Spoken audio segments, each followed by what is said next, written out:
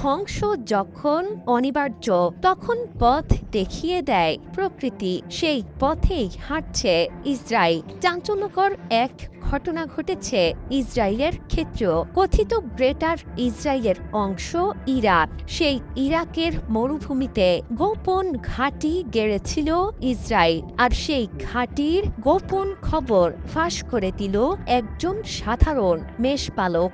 তার কথায় ইসরায়েলি বাহিনীর ওপর হামলে পড়ে ইরাকি বাহিনী। হয়েছে পাল্টাপাল্টি হামলার ঘটনাও। হরমুজ প্রণালীতে আমেরিকার চোখের সামনে ইরান যখন বীর দর্পে একের পর এক জাহাজে হামলে পড়ছে, ঠিক তখন ইসরায়েলের নীল নকশা নিয়ে বিস্ফোরণ ঘটালো মার্কিন দৈনিক ওয়াল স্ট্রিট জার্নাল। বহু আগে থেকেই গ্রেটার ইসরায়েলের স্বপ্ন দেখে আসছে বেনিয়ামিন নেতানিয়াহু। সেই পরিকল্পনার অংশ হিসেবেই ইরাকি মরুভূমিতে নিজেদের ঘাঁটি গেড়েছিল ইসরায়েল। ইরানের বিরুদ্ধে আগে থেকেই নিজেদের বিমান হামলাকে জোরদার করতে ইরাকি মরুভূমিতে একটি অতি গোপন সামরিক ঘাঁটি করেছে ইসরায়েল। এখান থেকেই ইরানে হামলার পরিকল্পনা ছিল বেনিয়ামিন নেতানিয়াহুর বাহিনী। কিন্তু এক পর্যায়ে সেই ঘাঁটির অবস্থান চিহ্নিত করেছেন একজন সাধারণ মেষপালক। ইসরায়েলি বাহিনীর অবস্থান দেখে তাদের উপর হামলে পড়ে ইরাকি সামরিক বাহিনী। পাল্টা হামলা চালিয়েছে ইসরায়েলি বাহিনীও।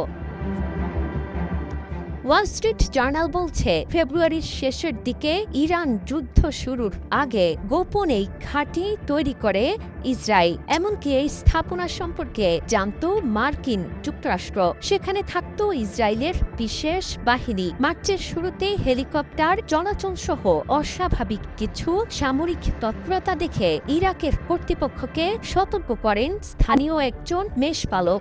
এক পর্যায়ে ঘটনাস্থলে গেলে তীব্র গোলাগুলির মুখে পড়ে ইরাকি সৈন্যরা। এই হামলায় নিহত হন একজন ইরাকি সৈন্য, আহত হয়েছেন আরও 2 জন। ওই এলাকায় বিদেশি সামরিক কর্মীদের কার্যকলাপের প্রমাণ পাওয়ায় প্রাথমিকভাবে ওয়াশিংটনকে দায়ী করেছে ইরাকি বাহিনী।